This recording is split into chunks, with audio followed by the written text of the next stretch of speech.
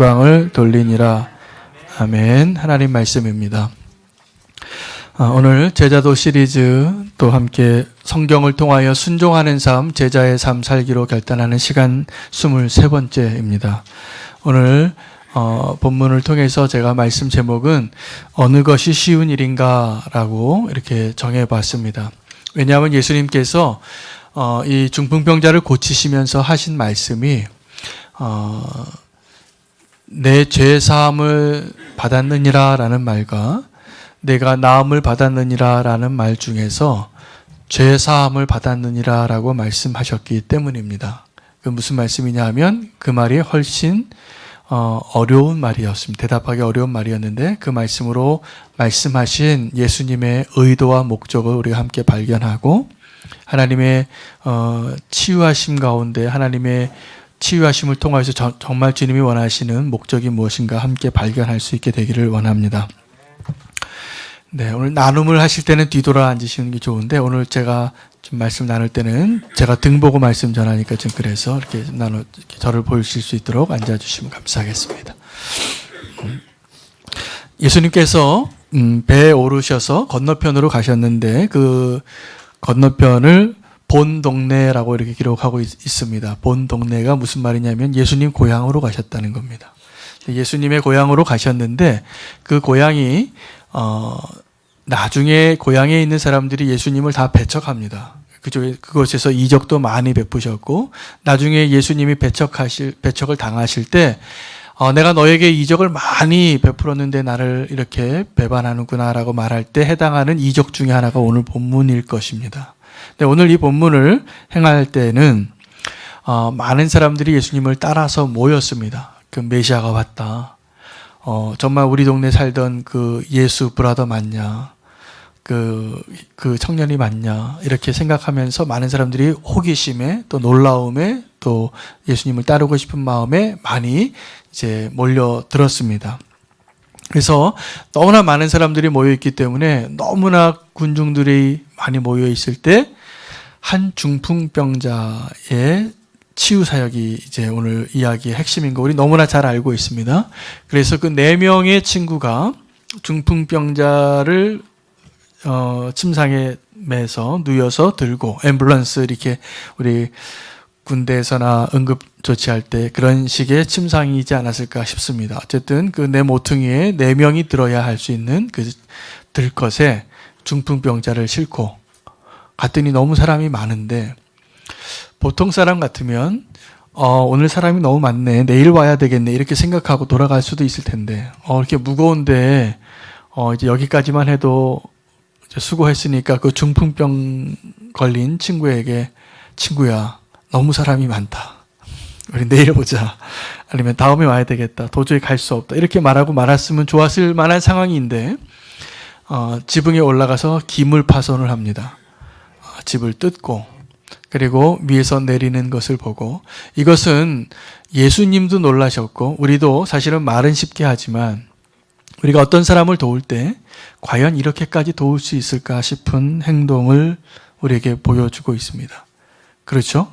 우리 누구 도울 때 이 정도까지 하는 거 사실 쉽지 않지 않습니까? 다 여건이 되어지면 또 내가 할 수 있으면 그 길이 열리면 하는 것이고 그렇지 않으면 이 길이 아닌가 보다, 우리 다른 길로 가보자, 다음에 와보자 이렇게 생각하기 쉬울 것입니다. 그런데 이들의 믿음이 확고했습니다. 이들의 사랑이 너무나 분명했습니다. 그래서 군중에 막혀서 다가갈 수 없는 예수님에게 다가가기 위해서 그들이 할 수 있는 최선의 방법, 도를 지나칠 정도의 방법 택했습니다. 그리고 그 모습을 보고 예수님이 놀라셨어요. 놀라서 오늘 이 대화가 이어지고 있는 것을 우리가 보게 됩니다. 오늘 예수님은 세 종류의 청중을 대하고 계십니다. 자, 첫 번째 청중은 누구냐면 중풍병자입니다. 이 중풍병자는 아마 정말 중병에 걸렸고 누가 도와주지 않으면 움직일 수 없는, 제가 가끔 이렇게 교회 나와서 사무실에서 말씀 전하다가 머리 좀 환기시키고 말씀 묵상하려고 석천호수에 가요. 석천호수에 가서 이렇게 저도 한 바퀴 산책을 하면 그때마다 어떤 분들을 만나냐 하면 이렇게 풍이 오신 분들이 있어요. 풍이 오신 분들이 운동을 하셔야 되니까 그 트랙을 이렇게 걸으시는데 정말 한 걸음 한 걸음이 어려워요. 제가 보기에 저는 이제 막 건강한 몸으로 이렇게 빨리 걸어갈 수 있고 그분을 이렇게 지나가면서 느끼는 게 지금 내가 이렇게 빨리 저분을 앞질러 가는 이 모습을 저분 굉장히 부러워하겠다. 나는 이렇게 내 마음대로 내가 걸을 수 있는데 그분이 제가 멀리서부터 보면서 그분을 지나쳤거든요. 그러면 정말 한 걸음 뛰는데 어렵게 한 걸음 이렇게 떼시는 분이 계세요. 중풍병자들이 그러한 마음입니다. 내 마음은 걷고 싶고 내 마음은 움직이고 싶고 내 마음 밖에 나가서 다른 사람과 동일하게 활동을 하고 싶은데 내 몸이 내 마음대로 움직여지지 않는 형편이죠. 그런 안타까운 상황에 있는 그 친구를 도우려고 4명의 친구가 나셨습니다. 그래서 이 친구를 고치기로 작정한 거죠. 두 번째 청중이 누구냐면 오늘 예수님과 대화 가운데 예수님의 대답은 우리는 이미 다 들었습니다. 소자야 내 병이 다 나았다라고 말하지 않고 소자야 내 죄가 사하였다라고 말씀하신 예수님입니다. 자, 그럼 이 이야기가 첫 번째 청중은 그 소자에 해당하는 중풍병자이고 두 번째는 이 친구들이에요. 근데 예수님은 이 친구들을 정말 칭찬하고 싶으셨어요. 그리고 내 믿음대로 될지어다. 그리고 내가 나음을 받을지어다. 누구 때문이었냐면 이 친구들 때문이었을 겁니다. 이 친구들. 오늘 이 본문은 사실은 유명한 사건이에요. 그래서 4개의 사복음서 가운데 3개의 공관복음에 다 기록이 되어져 있습니다. 그래서 제가 오늘 이렇게 기와장을 뜯어냈다. 이것은 오늘 마태복음에 나와 있지는 않지만 누가복음과 마가복음에 나와 있는 내용이에요. 똑같은 사건에 대해서 지붕을 뜯고 달아서 내릴 것으로 내리고, 자, 이 친구들이 어떤 확신이 있었냐면 이런 확신이 있었던 거예요. 우리가 아직 목적지에 도달하지 않았다. 예요. 그들의 목적지가 뭐냐면 얼마나 멀리서부터 왔는지 모르지만 이 친구를 손에 들고 예수님 만나러 왔는데 예수님 만나지 아직 못한 거예요. 사람들이 너무나 많아서. 자, 그럼 우리의 믿음을 한번 돌이켜 보시면 좋겠습니다. 우리가 예수님 만나기를 원하고 예수님이 원하는 자리에 갈 때 어떠한 장애물이 있을 수 있습니다. 갑자기 내가 사고를 당하거나 아프거나 아니면 어떤 사정이 생겨서 더 급한 일이 생겼거나 그럴 때 우리는 원래 가야 할 그 믿음의 목적지까지 가지 않고 포기한 적이 너무나 많아요. 그러나 정말 믿음의 길에 그 목적지까지 우리가 갈 수 있는 자 되기를 원합니다. 그리고 이 4명의 친구에게는 이 사랑하는 친구를 이번 기회를 놓치지 않고 고치고 싶은 그 사랑의 마음이 있었어요. 자, 이 친구들이 이 중풍병자를 향한 사랑이 없었다면 이게 가능한 일이었을까 싶어요. 가능하지 않죠. 사랑 때문에 한 겁니다. 그리고 또 하나, 이 친구들의 믿음 가운데는 예수님이란 분이 내 친구를 분명히 낫게 할 것 같다라는 확실한 믿음이 있었다는 겁니다. 그 믿음이 없다면 지금 이제 이 지붕 뜯은 것부터 시작해서 손해배상해야 할 일이 엄청 많은 거죠. 그렇죠? 그런데 예수님이 내 친구를 고칠 수 있다라는 믿음이 누구에게 있었을까요? 제가 보기에 그 친구들에게 있었어요. 그래서 친구들이 말도 잘 못할 수도 있고 어눌할 수도 있고 움직이지도 못하는 이 중풍병자, 그를 움직이게 하고 그리고 예수님께로 데려다 주는 그 일, 그것이 우리의 믿음의 삶이 되기를 원합니다. 오늘 우리 나중에 한번 묵상하시고 또 나누겠지만 오늘 우리에게 도전이 있다면 4명의 친구가 되는 겁니다. 4명의 친구가 되는 겁니다. 저는 이게 교회라고 믿어요. 우리가 때로는 아프고 병든 자와 같이 누워있을 수 있는데 그 4명의 친구가 있으면 기적이 일어나는 거예요. 그 4명의 친구가 있으면 사랑의 역사가 일어나는 거예요. 누가 아프다고 하고 누가 속이 상하다고 하고 그러면 포기하는 게 아니라 그 4명이 찾아가야 돼요. 그리고 예수님께로 인도해야 돼요. 이게 교회여야 합니다. 그런 교회가 되기를 원합니다. 그런데 오늘 이 본문 가운데 예수님께서 내가 신성모독이라고 오해를 받고 있다는 것을 아셔요. 자, 예수님께서 오늘 대화해 보면 3종류의 청중이 있는데 첫째는 중풍병자, 두 번째는 4명의 친구, 또 세 번째 그 청중은 서기관들이에요. 이 서기관들이 속으로 이렇게 말했습니다. 어허, 이 청년복에 이렇게 얘기한 거죠. 어허, 자기가 누군데 신성모독이로다 라고 말하는 생각이 머리에 떠오른 것을 예수님은 아셨다는 겁니다. 자, 예수님이 이 4명의 친구의 믿음도 보셨어요. 그런데 또한 서기관들의 속으로 했던 그 혼잣말도 들으시는 겁니다. 그래서 얘기하시는 거예요. 자, 한번 생각해 봐라. 내 병이 나음을 받았다라고 말하는 것과 내 죄가 사함을 받았다라고 말하는 것 중에서 어떤 것이 더 쉬운 말이냐? 어떤 게 더 쉽습니까?